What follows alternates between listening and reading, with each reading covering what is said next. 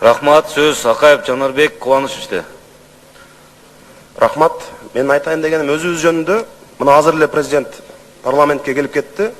Президент менен премьер-министр кирип келгенде біз коллегабыздын микрофонун мындай өчүрүп койдук да. Парламент негизи өзүбүздү сыйлашыбыз керек. Сөзүнүн жарымынан бөлүнгөнү бул туура эмес болуп калды. Анткени биз эл өкүлүбүз, бийликтин эң негизги бир бутагыбыз. Президент мырзаны мен жакшы билем, ага деле айтса 1 мүнөт күтө турмак, же президент отургандан кийин деле ал депутаттын сөзүн угуп туруп, андан ары сөзүн бөлбөй, мындай токтотпой улантышыбыз керек деле деп ойлойм. Мындан ары менимче мындай кайталанбаш керек да. Эртең дагы башка министрлер, вице-министрлер өзгөрөт. Ант бергени келгенде президент, премьер-министр кичине күтө турушу керек, же болбосо депутаттын сөзү бүткөндөн кийин, анан кийин мындай болбосо депутаттан сураш керек, сиздин сөзүңүздү бөлүп, ант берүү аземин өткөрүп алгандан кийин кайра улансак болобу десе, депутат эгерде макул десе, анда ошондой болуш керек. Анан биз өзүбүздү сыйлабай, кире калса тура калып кол чаап сөзүбүздү бөлгөнүбүз бул мындай жакшы эмес да. Ансыз дагы бир аз кадырыбыз кетип атат. Ушундай моменттерди биз жакшы карашыбыз керек деп ойлойм.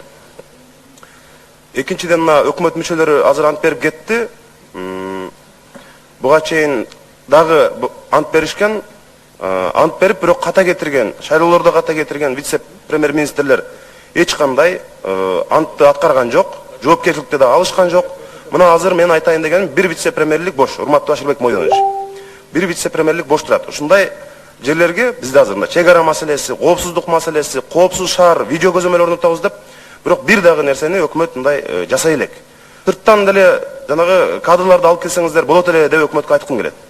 Ошол эле мына президенттик шайлоого катышып, өзүнүн программасын айткан Улукбек Кочкоров, Талатбек Масадыков, ушундай бир профессионал кадрдарды өкмөт жанагы шайлоодо бизге иштеген эмес деген принцип менен эмес, болгону элге иштеп бер. Биздин мына 2-3 вицебиз ушинтип жумуштан кетти, алар жарабай калды ишке. Колуңардан ушу силерден келсе ишке ашырып бергиле деп, ошол жигиттерди жумушка чакырса жакшы болот эле. Бул элдин кызыкчылыгы үчүн.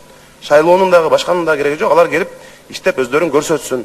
Мына коопсуз шаарды ишке ашырсын. Тажикстанда Душанбеде 6 айда ишке ашкан коопсуз шаар. Бизде азыр видео көзөмөл жок. Мына ушул жерде премьер-министр Сапар Исаков, премьер-министр болуп атканда айткан, 2017-жылдын аягына чейин Ош жана Бишкек шаарлары толугу менен видео көзөмөл менен камсыз болот деп. Кана 10 видео көзөмөл орнотулдубу мисалы? Ушундай нерселерде биз мындай маани беришибиз керек деп ойлойм да. Эгерде өздөрүнүн колдорунан келбей атса, ушинтип сырттагы кадрларды чакырса, ал партия, бул партия деп элдин кызыкчылыгы үчүн менимче мындай жакшы болмок деп ойлойм. Рахмат.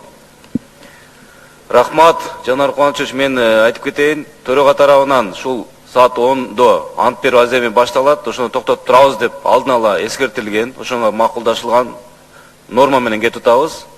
Бирок сөздөн эске алабыз.